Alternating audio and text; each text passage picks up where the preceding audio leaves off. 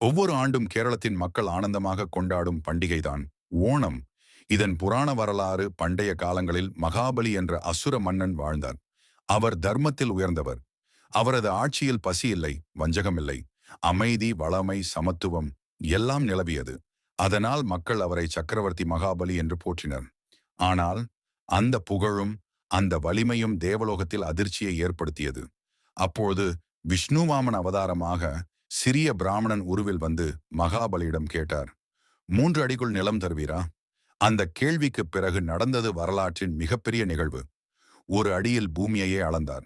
மற்றொரு அடியில் விண்ணையும் அளந்தார். 3வது அடிக்கான இடமில்லாமல் போன போது மகாபலி சிரித்தபடி தன் தலையையே தாழ்த்தி கொடுத்தார். அவரது பக்தியும் தியாகமும் கண்டு மகிழ்ந்த விஷ்ணு அவருக்கு வரம் தந்து, ஒவ்வொரு ஆண்டும் உன் மக்கள் அனைவரையும் சந்திக்க நீ பூமிக்கு வரலாம் என்று ஆசீர்வதித்தார். அந்த நாள்தான் இன்றைக்கு நாம் கொண்டாடும் ஓணம். ஆன்மீக புரிதலில் டிவைன் சந்திரன்.